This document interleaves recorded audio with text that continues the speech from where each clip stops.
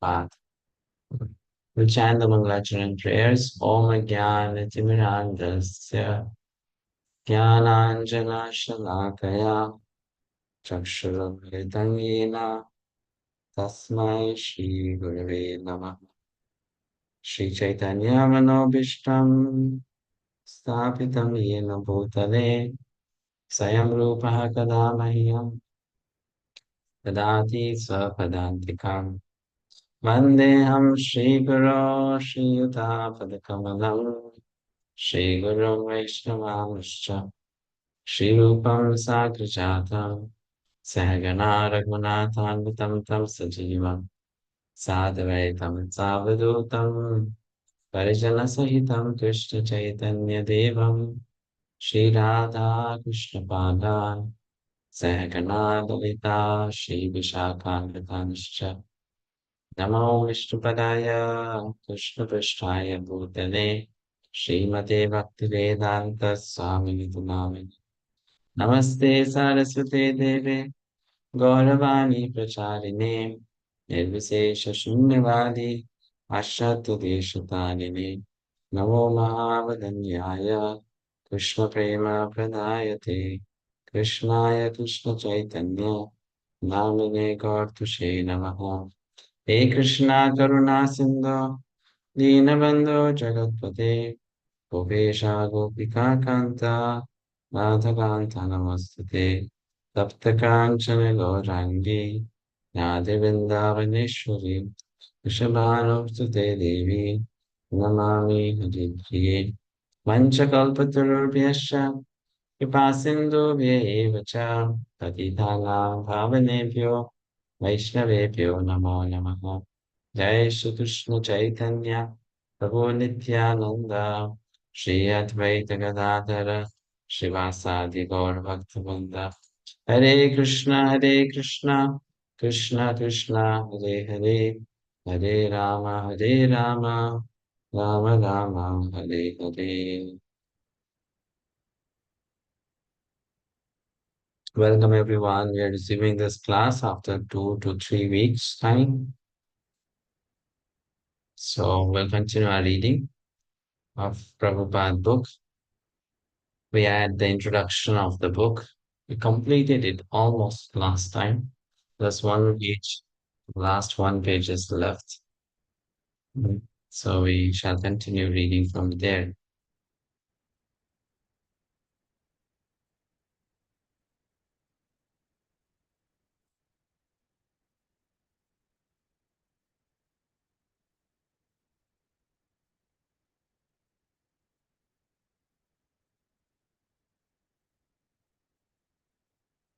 It was August 13, just a few days before Janmashtami, the appearance day anniversary of Lord Krishna.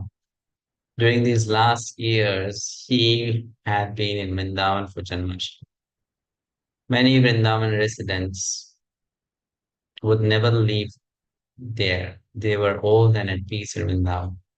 Bhaktivedanta Swami was also concerned that he might die away from Vrindavan. That is why all the Vaishnava sadhus and widows had taken vows not to leave, even for Mathura, because to die in Vrindavan was the perfection of life. And the Hindu tradition was that a sannyasi should not cross the ocean and go to the land of the Mlechas. But beyond all that was the desire of Bhaktisiddhanta Saraswati, and his desire was non-different from that of Lord Krishna. And Lord Chaitanya Mahaprabhu had predicted that the chanting of Hare Krishna would be known in every town and village of the world. He took a taxi down to the Calcutta port, carrying with him his luggage and umbrella, and a Bengali copy of Chaitanya Charitamrita, which he intended to read during the crossing. Somehow he would be able to cook on board, or if not, he would starve, whatever Krishna desired. He checked his essentials, passenger ticket, passport, visa, e-form, sponsor's address. Finally, it was happening. As Prabhupada would often recall later, with great difficulty I got out of the country. Somewhere or other by Krishna's grace, I got out so that I could spread the Krishna consciousness movement all over the world. Otherwise, to remain in India, it was not possible. I wanted to start a movement in India, but I was not at all encouraged. The black cargo ship, small and weathered, was moored at dockside. A gang were leading from the dock to the ship's deck. Indian merchant sailors curiously eyed the elderly saffron-dressed sadhu as he spoke last words to his companion in the taxi, then walked determinedly toward the boat. So this is the scene of Prabhupada embarking upon his Chaladutta journey, getting on board onto the ship from Kolkata. Though the company had its headquarters or its main office in Mumbai, the Sindhya Steamship Company, this Jaladutta ship was supposed to sail from Kolkata. So Prabhupada, he traveled from Mumbai all the way to Kolkata. And there he mm, came onto the ship, came on board. And then the ship from there went to Colombo. Now it is known as Sri Lanka, in those days known as Ceylon. Then from there, it came to the mm, west coast of India, uh, the Arabian Sea part. And then between the two continents, Europe and Africa, through the Mediterranean Sea, the ship sailed in between when entering into Pacific Ocean. So it was a long journey, very long journey. And Srila Prabhupada would be spending his Janmashtami on the ship.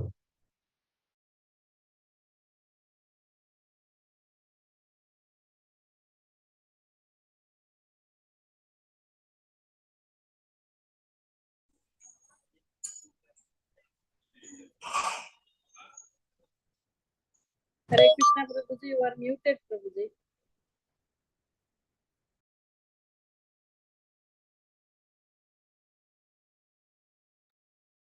Are you able to hear me now? Yes, Yes, Prabhuji, now we can hear. Prabhuji. Were you able to hear me before also? Yeah, for just a second I went on mute, right? Okay. Yeah. Yes, Prabhuji. So before Prabhupada came onto the ship, he had a few days with him. And those few days he spent in going to Shantipur, also meeting his family members in Kolkata. His son had come to, know, see him off on the ship. So when he went to Shantipur, the priest there recognized him. The story was given in Back to Garden magazine that Srila Prabhupada, as a Grihastha, used to visit Shantipur very often. I don't know how many of you been to Shantipur. It is in between on the way from Kolkata to Mayapur. And Shantipur is the place where Advaita Acharya had his house, Advaita Bhavan. So there is a beautiful temple there. And Srila Prabhupada used to often go there, beg for the mercy of Advaita Acharya. But he was a Grihastha in those days. However, the Pujari remained unchanged for decades. And when Prabhupada came back to that place as a sannyasi, the Pujari was thinking, I've seen this man before. He used to come earlier also. And he used to stand right at that spot where he's standing now. But in those days, he was wearing white. He was in Grihastha ashram. Now he's wearing saffron. He seems to be a sannyasi. He was the same person who came before, and he would do the same thing as he was doing on that day. He would cry, begging for the mercy of Advaita Acharya. So that day also he was crying, begging for the mercy of Advaita Acharya. And I'm going on this mission to United States.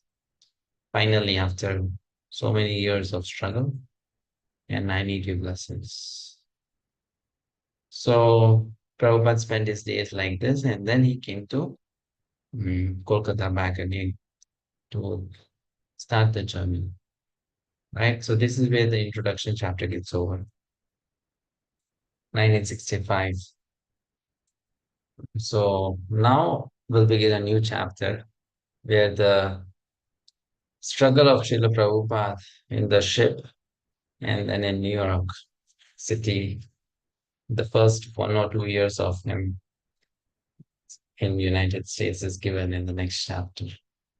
So read that chapter now, chapter 2. Chapter 1 basically is struggling alone.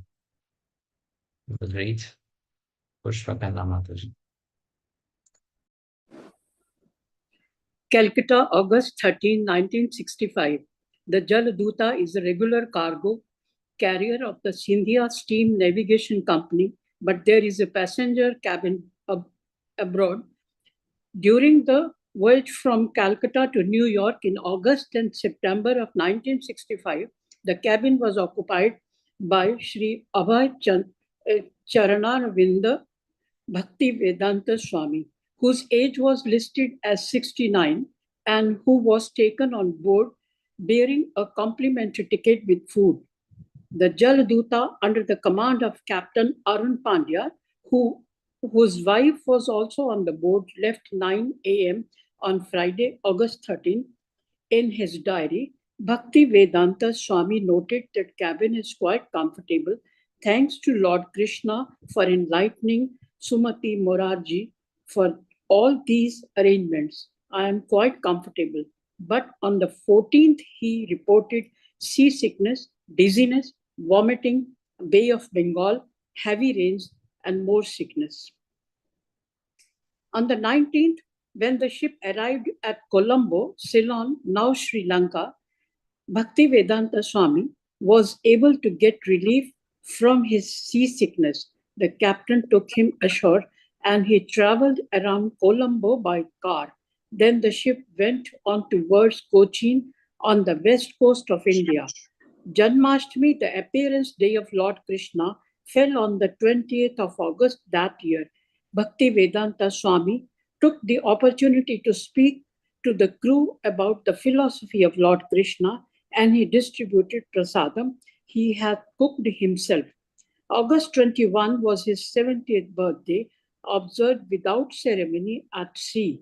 The same day, the ship arrived at Cochin and Bhaktivedanta Swami's trunks of Srimad Bhagavatam volumes, which had been shipped from Bombay, were loaded on board.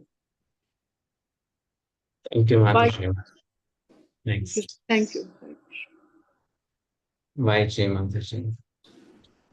Hare Krishna, Prabhuji. By the 23rd, the ship had put out to the Red Sea, where Bhaktivedanta Swami encountered great difficulty. He noted in his diary, rain, seasickness, dizziness, headache, no appetite, vomiting.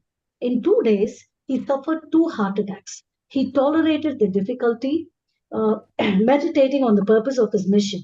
But after 2 days of such violent attacks, he thought that if another were to come, he would certainly not survive. On the night of the second day, he had a dream. Lord Krishna, in his many forms, was rowing a boat, and he told Bhaktivedanta Swami that he should not fear, but should come along. Bhaktivedanta Swami felt assured of Lord Krishna's protection, and the violent attacks did not recur. The Jaladuta entered the Suez Canal on September 1st and stopped in Port Said on the 2nd. Bhaktivedanta Swami visited the city with the captain and said that he liked it. By the 6th, he had recovered a little from his illness and was eating regularly again for the first time, having cooked his own khichdi and puris. He reported in his diary that his strength renewed little by little. Friday, Thank you. Hare Krishna. Yeah, you can read this also, Mataji. Yes. Oh, okay. Friday, September 10th. Today, the ship is flying very smoothly. I feel today better, but I'm feeling separation from Sri Vrindavan and my Lord's Sri Govinda Gopinath Radha Damodar. The only solace is Sri Chaitanya Charitamrit, in which I am tasting the nectarine of Lord Chaitanya's Leela pastimes. I have left Bharat Bhumi, India, just to execute the order of Sri Bhakti Siddhanta Saraswati in pursuance of Lord Chaitanya's order. I have no qualification, but I have taken up the risk just to carry out the order of His divine grace. I depend fully on your mercy so far away from Vrindavan. Hare Krishna. Hare Krishna. Thank you. Vijay Krishna Mataji. Hare Krishna Prabhu Dandat Pranam. The ocean voyage of 1965 was a calm one for the Jaladuta. Captain Pandya said that never in his entire career had he seen such a calm Atlantic crossing. Bhaktivedanta Swami replied that the calmness was Lord Krishna's mercy. Mrs. Pandya asked Bhaktivedanta Swami to come back with them so that they might have another such crossing. Bhaktivedanta Swami wrote in his diary, if the Atlantic would have shown its usual face, perhaps I would have died. But Lord Krishna has taken charge of the ship. After a 35-day journey from Calcutta, the Jaladuta reached Boston's Commonwealth Pier at 5:30 a.m. on September 17, 1965. The ship was to stop briefly in Boston before proceeding to New York City. Bhaktivedanta Swami had to pass through US Immigration and Customs in Boston. His visa allowed him a 2-month stay, and an official stamped it to indicate his expected date of departure. Captain Pandya invited Bhaktivedanta Swami to take a walk into Boston, where the captain intended to do some shopping. They walked across a footbridge into a busy commercial area with old churches, warehouses, office buildings, bars, tawny bookshops, nightclubs, and restaurants. Bhaktivedanta Swami briefly observed the city, but the most significant thing about his short stay in Boston, aside from the fact that he had now set foot in America, was that at Commonwealth Pier he wrote a Bengali poem entitled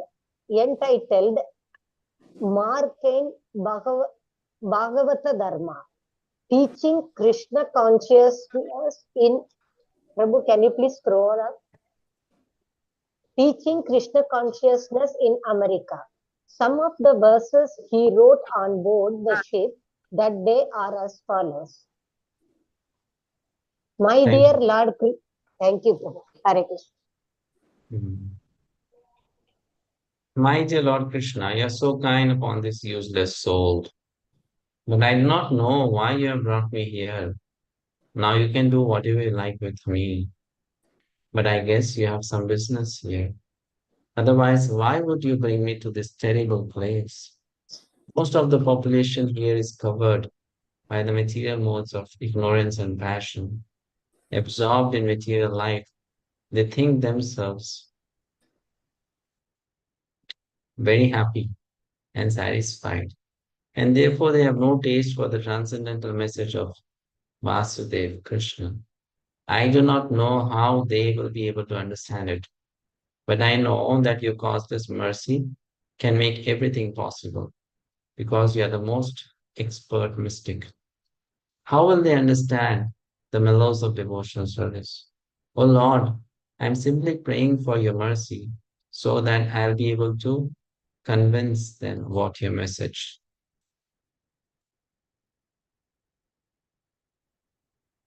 All living entities have come under the control of the illusory energy by your will, and therefore, if you like, by your will, they can also be released from the clutches of illusion. I wish that you may deliver them. Therefore, if you so desire their deliverance, then only will they be able to understand your message. How will I make them understand this message of Krishna consciousness? I am very unfortunate, unqualified, and the most fallen. Therefore, I am seeking your benediction so that I can convince them, for I am powerless to do so on my own. Somehow or other, O Lord, you have brought me here to speak about you. Now, my Lord, it is up to you to make me a success or failure, as you like. O spiritual master of all the worlds, I can simply repeat your message. So, if you like, you can make my power of speaking suitable for their understanding. Only by your causeless mercy will my words become pure. I am sure that when this transcendental message penetrates their hearts, they will certainly feel gladdened and thus become liberated from all unhappy conditions of life. Oh Lord, I am just like a puppet in your hands. So if you have brought me here to dance, then make me dance. Make me dance. Oh Lord, make me dance as you like. I have no devotion, nor do I have any knowledge, but I have strong faith in the holy name of Krishna. I have been designated as Bhakti Vedanta, and now, if you like, you can fulfill the real purport of Bhakti Vedanta. Signed, the most unfortunate, insignificant beggar, A.C. Bhaktivedanta Swami, on board the ship Jaladuta, Commonwealth Pier, Boston, Massachusetts, USA, dated 18 September 1965. So this is a very beautiful prayer. If you read in Sanskrit or in Bengali, it's written in some verses are in Sanskrit. So this is very sweet.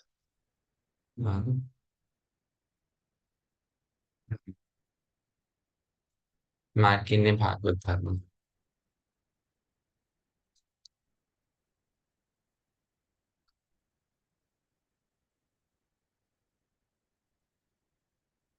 Let me share the song with you. Later on, you can go through it yourself.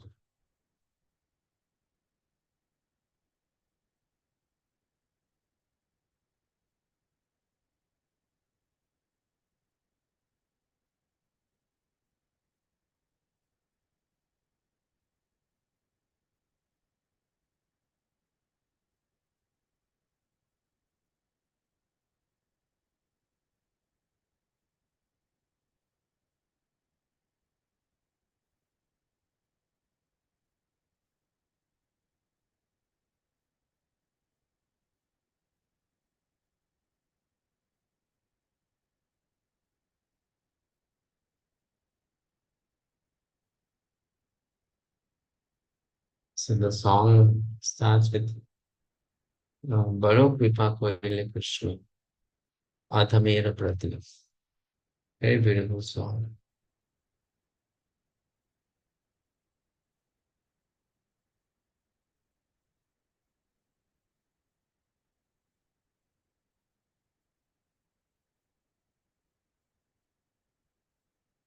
It's pretty long.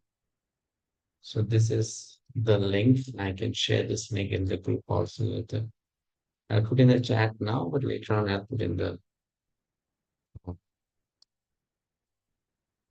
WhatsApp group. Bolo Kripa Koile Krishna Adamera Prati Kilagiya Nileheta Bolo Ebe Gati Bolo Kripa Koile Krishna. It's in Bengali. Few verses are in Sanskrit, the verses from 8 onwards, which Prabhupada has taken directly from Srimad Bhagavatam, 5 verses from chapter 2 of Canto 1. But other are in Bengali. It's a very beautiful song. So this is the last verse, second last verse, where he says, Aniyacho jadi prabhu amare nachate nachao nachao prabhu nachao se mate kashtera puttari jatha nachao se mate. So he's saying that please make me dance. I'm a puppet in your hands. Make me dance, make me dance. Make me dance as you like. Bhakti nahi Veda nahi name khub dharo. Bhakti Vedanta naam eve sarthak karo. So I don't have bhakti, I don't have Vedanta knowledge, but I just have name. So you make my name true. Bhakti Vedanta naam eve sarthak karo. It's very beautiful. Okay, let's continue our reading. Next paragraph. Here. Hare Krishna Prabhuji Panjang Pranam. On the 19th September, the Jaladuta sailed into New York Harbor and docked at a Brooklyn Pier at 17th Street. Bhaktivedanta Swami saw the awesome Manhattan skyline, the Empire State Building, and like millions of visitors and immigrants in the past, the Statue of Liberty. Bhaktivedanta Swami was dressed appropriately for a resident of Vrindavan.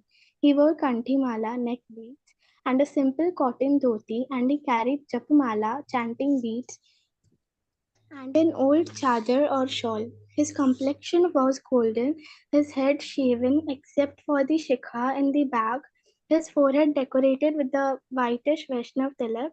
He wore pointed white rubber slippers, not uncommon from sadhus in India, but who in New York had ever seen or dreamed of anyone appearing like this Vaishnav? He was possibly the first Vaishnav sannyasi to arrive in New York with uncompromised appearance. Of course, New Yorkers have an expertise in not giving much attention to any kind of strange new arrival. Raji, should I read the next para? Yes. Bhaktivedanta Swami was on his own. He had a sponsor, Mr. Agarwal, somewhere in Pennsylvania. Surely someone would be here to greet him, although he had little idea of what to do as he walked off the ship onto the pier. I did not know whether to turn left or right. He passed through the dockside formalities and was met by a representative from Travelers Aid, sent by the Agarwals in Butler, Pennsylvania. Thank you. Next paragraph. Pencil. Usha Mataji.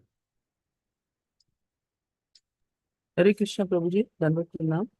Carrying only 40 rupees cash, which he himself called a few hours spending in New York, and an additional $20 he had collected from selling 3 volumes of the Bhagavatam to Captain Pandya, Bhaktivedanta Swami, with umbrella and suitcase in hand, and still escorted by the traveler's aid representative, set out for the Port Authority bus terminal to arrange for his trip to Butler.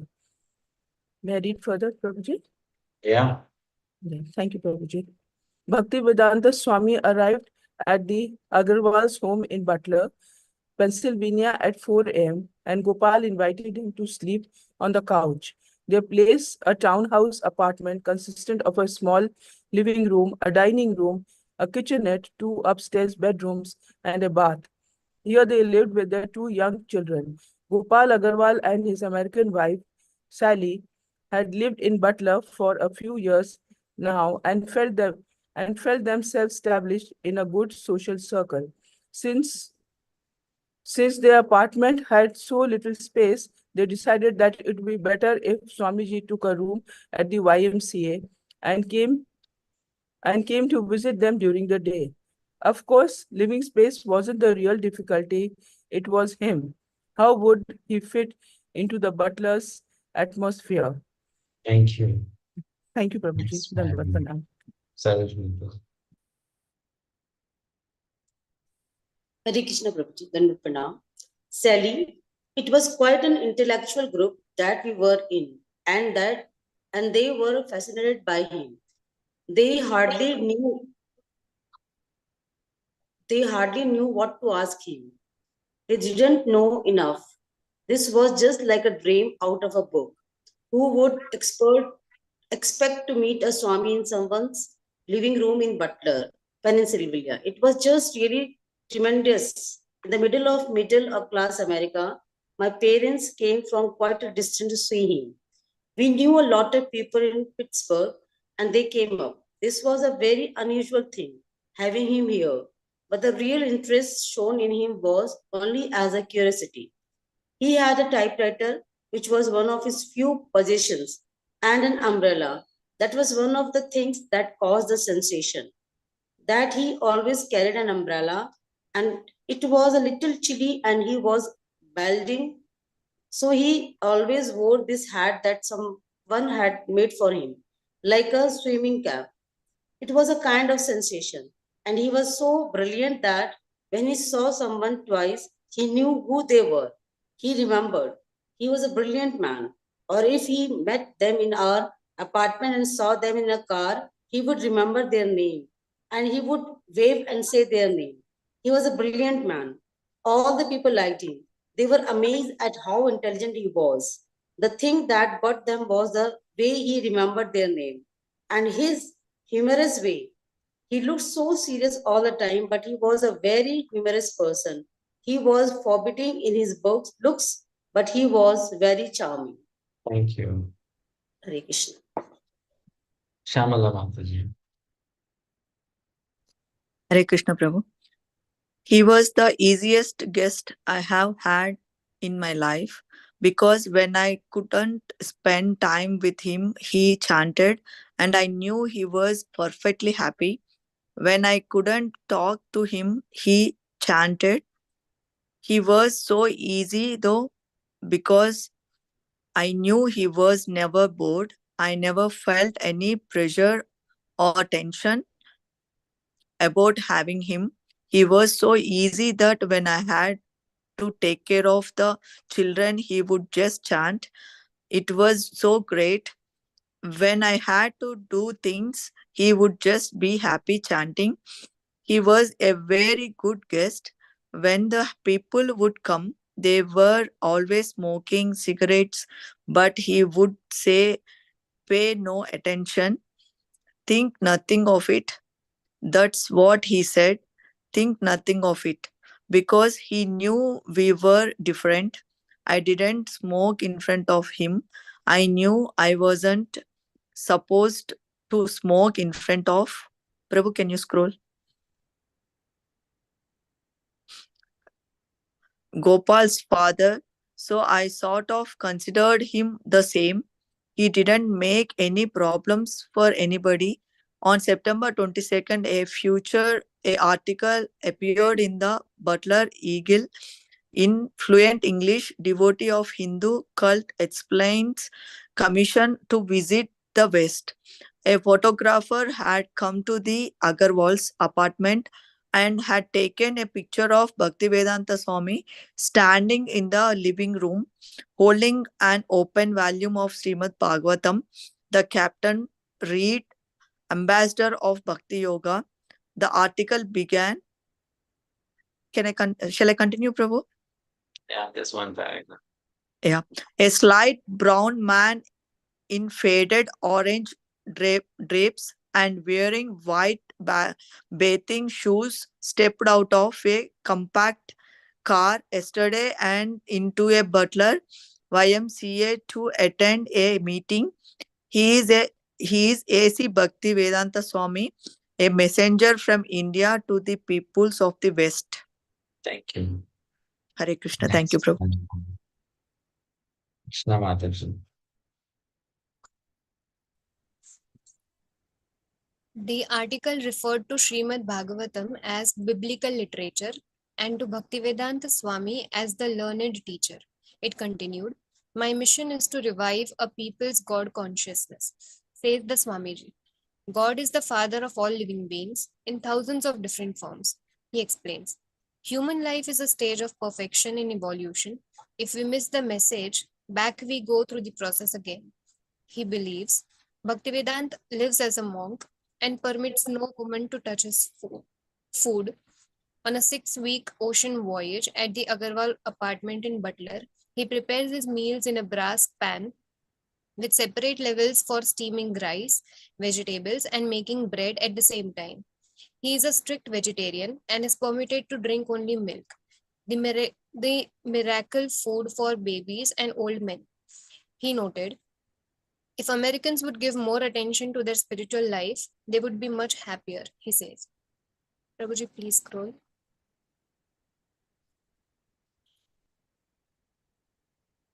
Sally. When he cooked, he used only one burner. The bottom level pot created the steam. He had the dal on the bottom and it created the steam to cook many other vegetables. So for about a week, he was cooking his great big lunch, which was ready about 11:30, and Gopal always came home for lunch about 12. I used to serve Gopal a sandwich and then he would go back to work. But it didn't take me long to realize that the food the Swami was cooking, we would enjoy too. So he started cooking that noon meal for all of us. Prabhuji, scroll please. Oh, and we enjoyed it so much. Our fun was to show him what we knew of America, and he had never seen such things. It was such fun to take him to the supermarket. He loved opening the package of okra or frozen beans, and he didn't have to clean them and cut them and do all those things. He opened the freezer every day and just chose his items. It was fun to watch him. He sat on the couch while I swept with the vacuum cleaner, and he was so interested in that, and we talked for a long time about that. He was so interesting. Thank you. So every day he would have this big feast, and everything was great fun. We really enjoyed it. I would help him cut the things. He would spice it, and we would laugh.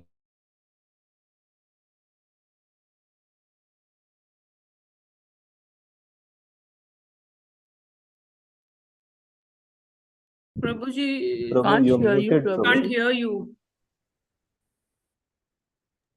You're on mute, Prabhuji. We can't hear you, Prabhu. Now it's okay.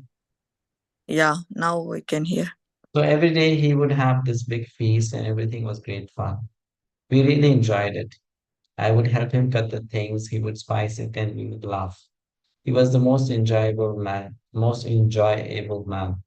I really felt like a sort of daughter to him, even in such a short time.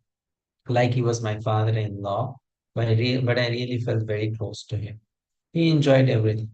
I liked him. I thought he was tremendous. Our boy Bridge was 6 or 7 months old when the Swami came, and the Indians love boys. The Swami liked Bridge. He was there when Bridge first stood. The first time Bridge made the attempt and actually succeeded, the Swami stood up and clapped. It was a celebration. Another time, our baby teeth on the Swami's shoes. I thought, oh, those shoes. They have been all over India, and my kid is on chewing in them. You know how mother would feel. Almost every night, he used to sit in the next door neighbor's backyard. We sat out there, sometimes with him, or we stayed in the living room. One time, something happened with our little girl, Pamela, who was only 3 years old. I used to take her to Sunday school, and she learned about Jesus in Sunday school. And when she would see Swamiji with his robes on and everything, she would call him Swami Jesus. And one time, when it first dawned on us what she was saying, she called him Swami Jesus. And the Swami smiled and said, and a little child shall lead them. It was so funny. Bhaktivedanta Swami spoke to various groups in the community, including the Lions Club. He also gave a talk at the Y and at St. Fidelis Seminary College in Herman, Pennsylvania, and he spoke regularly to guests at the Agarwal home. He saw that the prospects for preaching into the Americas were good, but he felt he would need support from India. Yes, next paragraph. Kunagraya Garantha. At any rate, after spending 1 month in Butler, he now had 1 month left in America. So he decided to go to New York City and try to preach there before his time was up. But first, he wanted to visit Philadelphia, where he had arranged a meeting with a Sanskrit professor, Dr. Norman Brown, at the University of Pennsylvania. As a sannyasi, Bhaktivedanta Swami was used to picking up and leaving one place for another. As a mendicant preacher, he had no remorse about leaving behind the quiet life of the Butler YMCA, and he had no attachment for the domestic habitat where he would cook and talk with Sally Agarwal about vacuum cleaners, frozen food, and American ways. But his stay in Butler had been helpful. He had gotten first-hand experience of American life, and he had gained confidence that his health was strong and his message communicable. He was glad to see that America had the necessary ingredients for his Indian vegetarian diet and that the people could understand his English. He had learned that casual one time lectures here and there were of limited value, and that although there would be opposition from the established religions, people individually were very much interested in what he had to say. Thank you. So, as Satsvarupa Maharaj points out here, Srila Prabhupada used his time of stay in Sally Agarwal's house to understand the psychology of the Americans, to understand their culture, to understand what they like, what they don't like, to understand how he has to present the message of Krishna consciousness to them. He studied them deeply. He was not just passing his time, he was observing. So, Srila Prabhupada was a very smart personality. He was transcendental, definitely being a pure devotee of Krishna. But he was also very conscious, observing how people around you live, how they feel, what are their desires, and how they can be then hooked into Krishna consciousness. So it's very important to know human psychology, even if you have to preach Krishna consciousness, though the message is transcendental and it will help people or affect people. But if you know human psychology better, you'll be able to give the message also in a way that will be accepted more. And Prabhupada did all of that. Next paragraph. On October 18,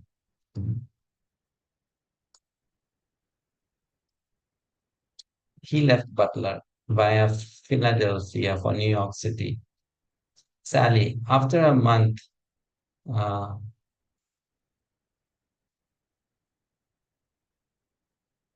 I really loved the Swami.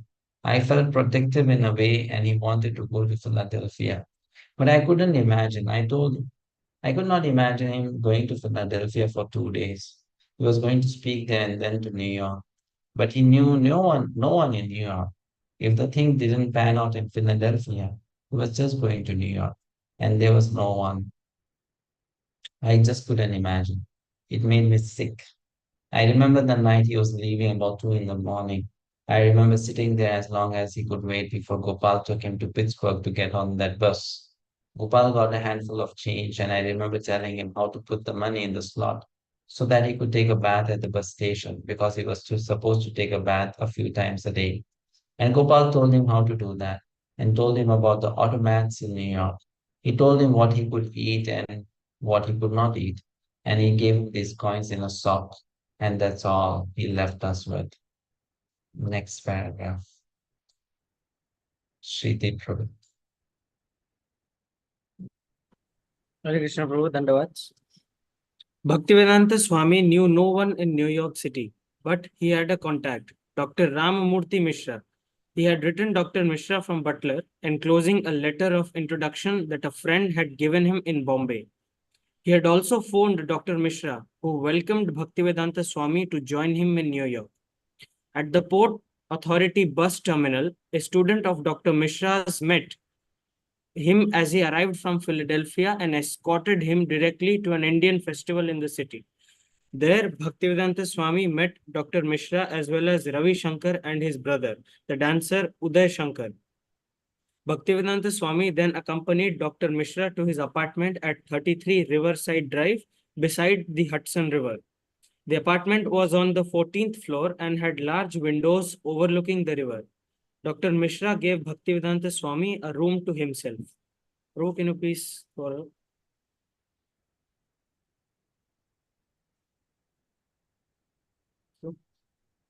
Dr. Mishra was a dramatic, showy personality given to flashing glances and expressive gestures with his hands.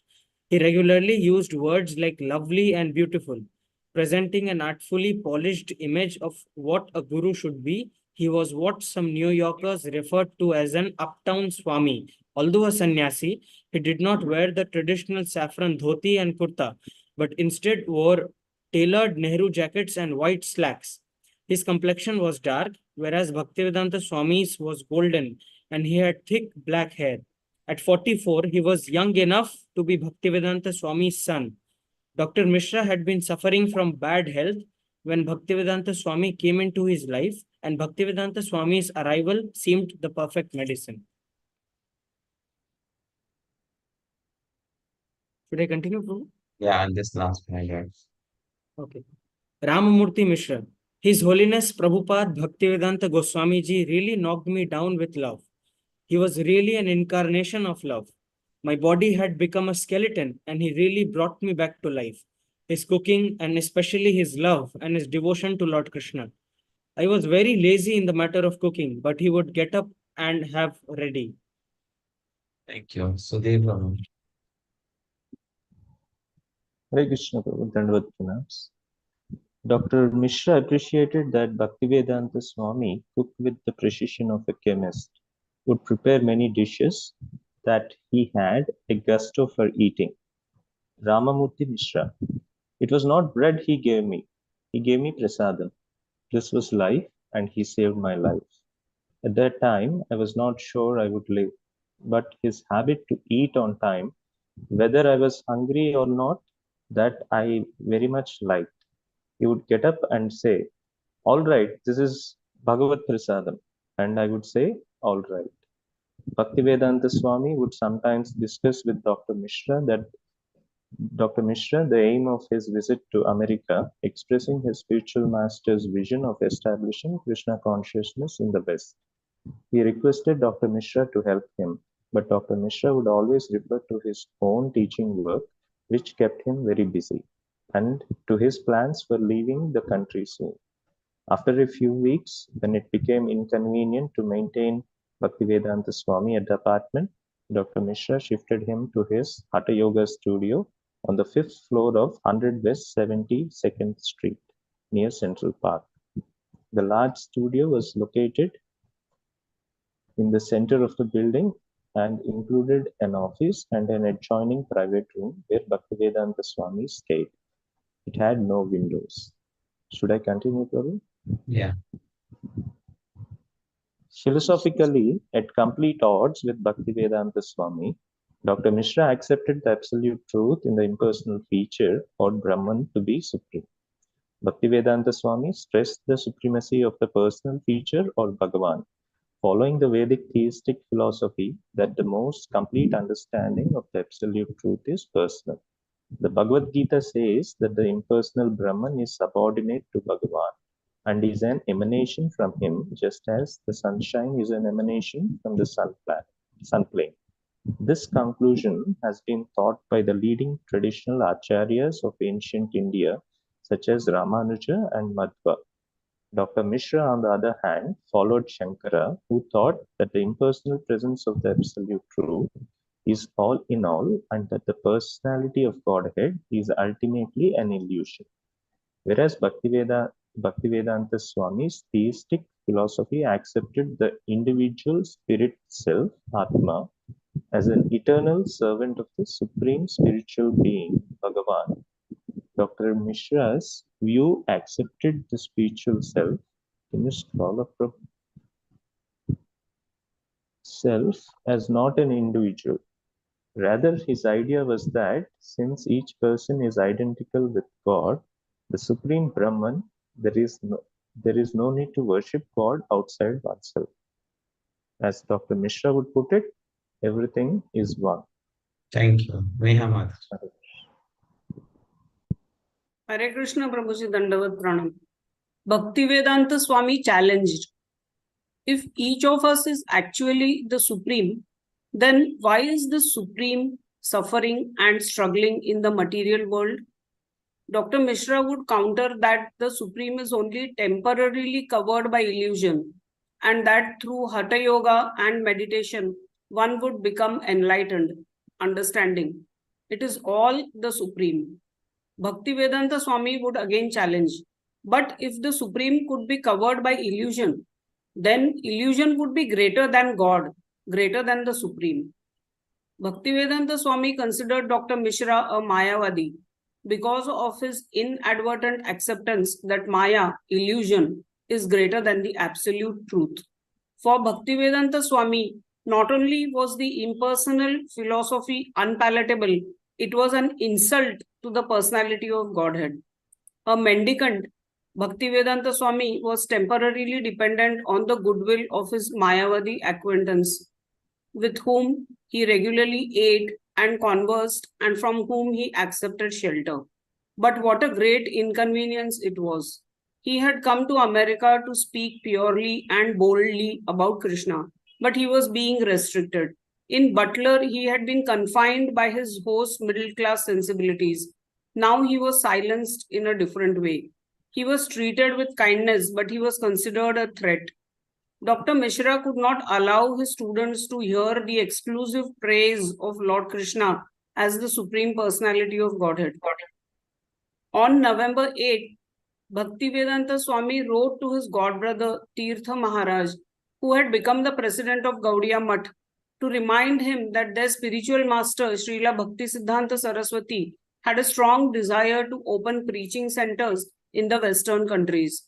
Srila Bhaktisiddhanta had several times attempted to do this by sending sannyasis to England and other European countries, but Bhaktivedanta Swami noted without any tangible results. Bhaktivedanta Swami pointed out that there were certain Mayavadi groups who had buildings but were not attracting many followers.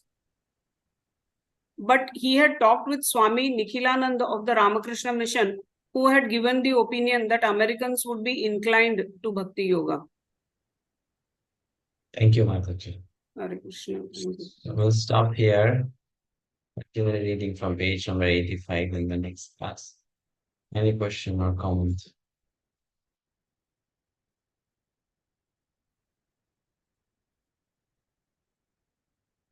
So Prabhu, what is the meaning of the word Markine? That Markine Bhagavad Dharma. Markine Bhagavad Dharma. I also don't know exactly what is the meaning. Let me just check. Good question. Prabhu, Markin means It's an the Bengali American, yes, the American, like the Western world. The Western, like Western is called Markin in Bengali. The Westerners are called Markine. America, we used to call it Markin Yukto Rashtra, which means the entire, like, in fact, United America, States. then, yeah, United States. Markin Yukto Rashtra in Bengali. So Prabhupada refers to that here. What is the meaning of word Markine? It's a Bengali word. Yeah, correct. Any meaning, specific meaning? I don't think so. Like the entire state is called Markin. Like as far as I know, this is the thing. Okay. And it's a united, like it's a colony of states, so it is called Jukto Rashtra, which means a colony, like Yeah, a cluster of states. Cluster. Correct. This word Markine, it doesn't show any specific meaning of this word in the Veda base. So what Sriti Prabhu is saying, maybe it's in local language in Bengal they call United States as Markin Desh. And that's why you see Markine Bhagavatam means Bhagavad Dharma for the Westerners or United States people. Something like that. Mm. Okay, thank you. Osha Madhusha. Hare Krishna Prabhu, Dandavat Pranam. The Malechas is referring to the American, the land of Americans, no? Prabhuji here. Yeah, In the first Malecha, chapter, in the introduction one. the word Malecha means those who eat cow flesh. Okay. So basically Westerners. Thank you, Prabhuji. Yavanas are the Muslims, those who belong to the Middle East countries. And then Khasiyas, Khasiya, that's another outcast tribe, Khasiya. So that is the Mongolians, the Chinese, the Japanese, the Koreans, that's Khasiya. So these are the names you have. You're saying that the Mongolians. Mongolians. Neha Mataji. Hare Krishna Prabhuji, I thought that American must have become Markini. American must have become Markini in Bengali, like with reference to the previous question. Yeah. Nasimantra.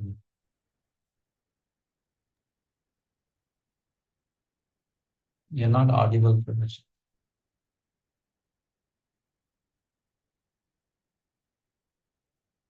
Yes, Hare Krishna. Senses. What is the meaning of YMCA, which Prabhupada to Prabhupada? YMCA is like one of the clubs, you know. It's YMCA is an association name. Young Men's Club Association or Club something. association. College Yeah. association. Young Men's Christian Association. Christian Association. Christian So you Association. find this association centers all over the world. YMCA, they call it YMCA. It's like you have Lions Club, Rotary Club. So you have YMCA. It's a club. Thank you, Prabhu.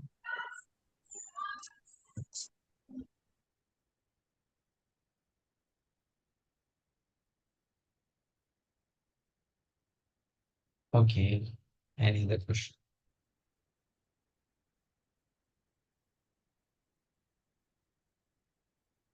So we'll stop. See you next week. Hare Krishna. Srila Prabhupada Ki Jai.